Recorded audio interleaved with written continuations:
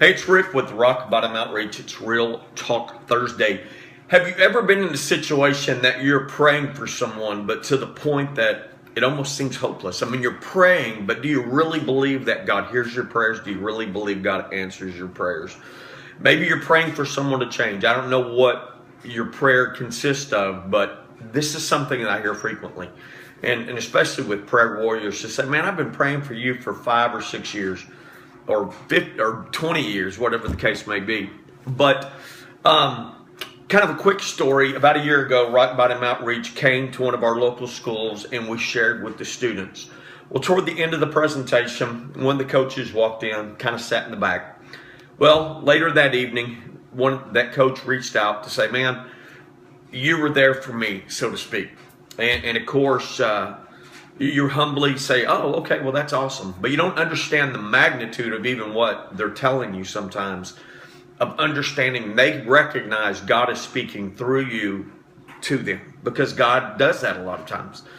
And so anyway, after beginning a relationship with him, realized that beyond just being younger and saying the prayer, had never really accepted Jesus Christ. And so God had really laid on my heart one afternoon to go take the opportunity to really share the gospel and lead this man to the Lord. And so anyway, I go and practice was taking place, almost ending, and I had a visit with him, and we talked about a few things, and actually I got in the car and I drove off. I did not share with him immediately, but as I'm driving down the road, God is saying, turn around. And I'm driving and I'm like, nope. And he's like, turn around. So finally I turn the car around.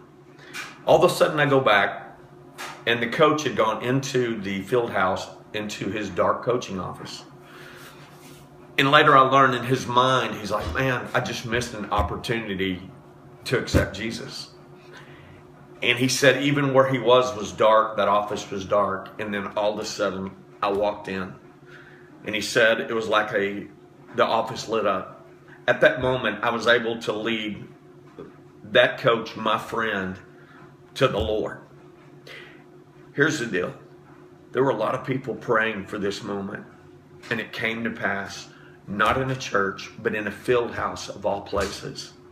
People understand. God speaks to people, through circumstance, ways you'll never imagine. But that testimony is so important. You're the message of hope and encouragement to someone that you believe, man, they're never going to come to the Lord. They're never going to stop drinking. You know, even in the book of Mark, chapter 5, he's talking.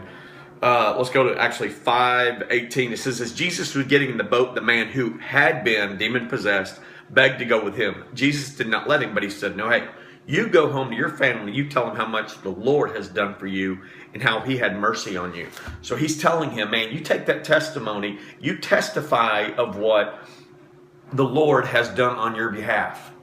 He's the message of encouragement. That testimony I shared with you is a message of hope for someone you've been praying for the longest time, and you're wondering, does God really hear your prayers? Everything's in God's timing. Don't forget that. It's testimonies that encouraged me when I was at rock bottom to keep me going on and on. There's a testimony of Gerald Crabb I've watched probably 50 times on YouTube of when he hit his knees in a dirt floor in Beaver Dam, Kentucky, and immediately God delivered him from alcohol. It's true. It's God being God. God is that big. God can do that anytime. Don't you give up hope. Don't you give up hope on a loved one, anything you've been praying for, man. You pray without ceasing. God hears your prayers. You need to know that this morning. God hears your prayers, and he's working on your behalf.